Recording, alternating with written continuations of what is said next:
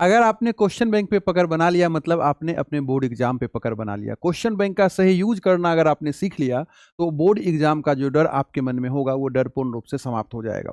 Question bank क्या होता है, क्वेश्चन बैंक कितने प्रकार का होता है, क्वेश्चन बैंक पढ़ने से फायदा क्या होता है, क्वेश्चन बैंक को कैसे पढ़ना चाहिए, कौन सा क्वेश्चन बैंक बेस्ट होता है और क्वेश्चन बैंक से कितने क्वेश्चन रिपीट होते हैं बोर्ड एग्जाम में, इसी 5-6 मुद्दा पे आज हम इस वीडियो में बात करने वाले हैं। तो चलिए इस वीडियो को पूरा देखिए। क्लास 10th के विद्यार्थी हों या आप क्लास 12th के विद्यार्थी हों, दोनों के लिए ये वीडियो फायदेमंद होने वाला है। ठीक है, टॉपर बनने का सीक्रेट भी जो बेटा क्वेश्चन बैंक से ही होकर जाता है। सबसे पहला मुद्दा है कि क्वेश्चन बैंक क्या होता है। तो भाई मेरे, क्वेश्चन बैंक क्या है? क्वेश्चन बैंक में आपको सवाल दिखेगा। कैसा सवाल दिखेगा भाई? जो बोर्ड एग्जाम में पहले पूछा जा चुका है।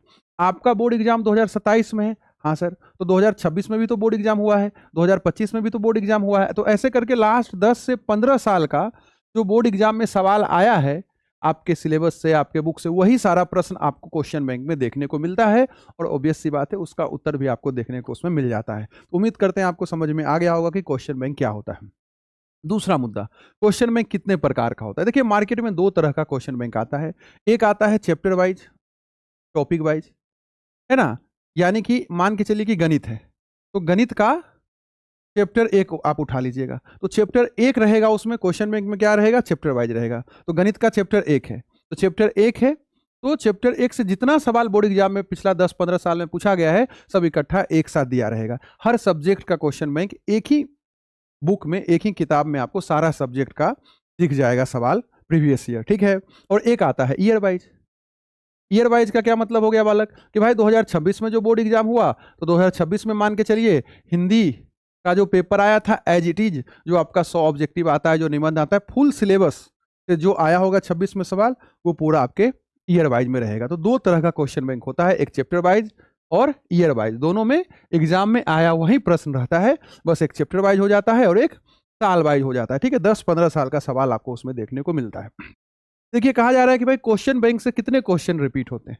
सबसे महत्वपूर्ण सवाल, तो बालक बिहार बोर्ड में क्या है कि दुगना प्रश्न होता है, लिखना आधा होता है, और सबसे ज्यादा बच्चा कहाँ परेशान होता है? सब्जेक्टिव में। ठीक है, तो सब्जेक्टिव प्रश्न जितना आपको बोर्ड एग्जाम में लिखना होता है वो सारा क्वेश्चन बैंक से ही आता है। अर्थात अगर क्लास 10th के आप विद्यार्थी हैं तो आपको याद होगा कि साइंस में 4 फिजिक्स में रहता है सब्जेक्टिव लिखना, लघु उत्तरीय 4 रहता है केमिस्ट्री में और 4 रहता है बायोलॉजी में, और 1 दीर्घ उत्तरीय लिखना रहता है फिजिक्स, केमिस्ट्री, बायोलॉजी में। ये तो आपको पता होगा। तो बालक ये पांचों प्रश्न हर सेक्शन का आपको क्वेश्चन बैंक से एग्जाम में दिख जाएगा। हर साल ऐसा होता है।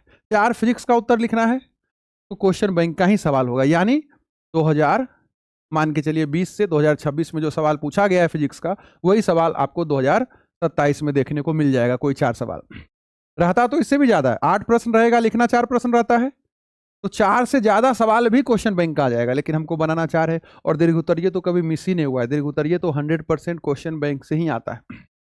तो ये इंपॉर्टेंस है आपके क्वेश्चन बैंक का कि भाई जो पढ़िएगा एग्जाम में क्या आता है आपको पता चल जाएगा।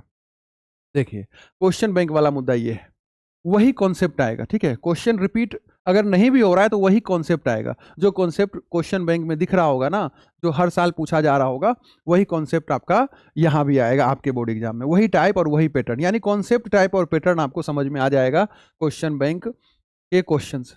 क्वेश्चन डिट्टो रिपीट अगर नहीं भी हो रहा है तो कॉन्सेप्ट, टाइप और पैटर्न आपको वही देखने को मिलेगा जो क्वेश्चन बैंक में आपका सवाल होगा। ये सिंपल सा बात है। ठीक है बालक, चौथा मुद्दा क्या है कि क्वेश्चन बैंक पढ़ने का सही तरीका क्या है। देखिए क्वेश्चन बैंक दो तरह का था, बताएं हम आपको। तो अगर आप चैप्टर वाइज लीजिएगा क्वेश्चन बैंक, ये दोनों अलग अलग बुक आपको लेना पड़ेगा।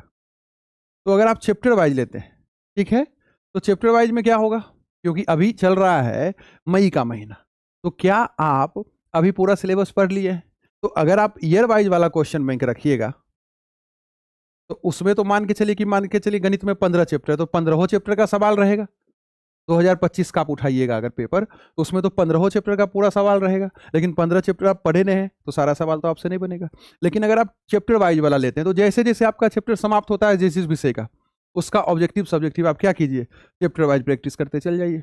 तो क्वेश्चन बैंक पढ़ने का सही तरीका क्या है, अभी से अक्टूबर नवंबर तक आप क्या कीजिए, चैप्टर वाइज वाला क्वेश्चन बैंक रखिए और इसको समाप्त कर दीजिए। जैसे जैसे आपका सिलेबस समाप्त हो जाएगा, जो जो चैप्टर समाप्त होगा जिस जिस विषय में, उसको आपको क्वेश्चन बैंक से क्या करना है, प्रैक्टिस करते चल जाना है, पढ़ते चल जाना है। क्वेश्चन वगैरह अगर याद करना है तो याद करते चल जाना है। और अक्टूबर के बाद नवंबर, दिसंबर, जनवरी 2-3 महीना क्या करना है, ईयर वाइज, क्योंकि पूरा सिलेबस आप पढ़ लीजिएगा जब, तो फिर आप ईयर वाइज जो है 2025 का क्वेश्चन सारा सोल्व कर लिए, 2024 का सोल्व कर लिए, तो ऐसे करके आप ईयर वाइज सोल्व कर लीजिएगा। तो पहले चैप्टर वाइज देख लेना है, फिर ईयर वाइज देख लेना है, तो क्वेश्चन बैंक का भी रिवीजन हो जाएगा। भाई मेरे, अगर आप चैप्टर 5 का क्वेश्चन यहाँ से प्रैक्टिस किए तो चैप्टर 5 का क्वेश्चन आपको इधर भी तो दिखेगा, वही सवाल अलग अलग साल में, यहाँ इकट्ठा दिख गया, वहाँ अलग अलग दिख गया, तो क्वेश्चन बैंक का भी रिवीजन हो जाएगा, क्योंकि यही क्वेश्चन एग्जाम में रिपीट हो रहा है, हम आपको बताए और समझाए। तो इस तरीका से आप क्वेश्चन बैंक पढ़िए, आपका काम हो जाएगा। देखिए क्वेश्चन बैंक पढ़िएगा तो फायदा क्या होगा, हाँ, सबसे महत्वपूर्ण बात, तो सबसे पहले आपको एग्जाम पैटर्न समझ में आ जाएगा कि भाई एग्जाम का पैटर्न क्या है, सारा महत्वपूर्ण प्रश्न आपको समझ में आ जाएगा कि भाई ठीक है, चैप्टर 1 है गणित का, उसमें है टोटल 50 सवाल बुक में हमारे, लेकिन हर साल एग्जाम में हम क्या देख रहे हैं कि यही 15 क्वेश्चन रिपीट हो रहा है। आपको पता चल गया कि यही 15 क्वेश्चन पिछला 10 साल से आ रहा है, तो 35 क्वेश्चन क्या है, कॉन्सेप्ट क्लियर करने के लिए रखेंगे, बार बार रिवीजन करना है, बार बार पढ़ना है, तो यही 15 क्वेश्चन पढ़ेंगे। बार बार पूरा बुक तो नहीं पढ़ सकते भाई, उतना समय नहीं होता है हम लोग के पास, ठीक है, फास्ट रिवीजन हो जाएगा। पूरा बुक पढ़ने के बजाय 50 सवाल बनाने के बजाय हम यही 15 सवाल बना लेंगे, मेरा रिवीजन हो जाएगा। समझे कि नहीं समझे, राइटिंग प्रैक्टिस हो जाएगा। सिर्फ पढ़ने से काम तो नहीं चलेगा, लिखना भी पड़ेगा, तो क्या लिखे, क्या प्रैक्टिस करें, तो क्वेश्चन बैंक प्रैक्टिस करना है, एग्जाम में भी फायदा हो जाएगा और हमारा प्रैक्टिस भी हो जाएगा। कॉन्फिडेंस भी आपका बढ़ेगा भाई, आपको समझ में आएगा कि हाँ भाई एग्जाम में ये पूछा जा रहा है और हमसे ये बन रहा है, तो आपका कॉन्फिडेंस भी एकदम बूस्ट रहेगा और मार्क्स भी बढ़ेगा।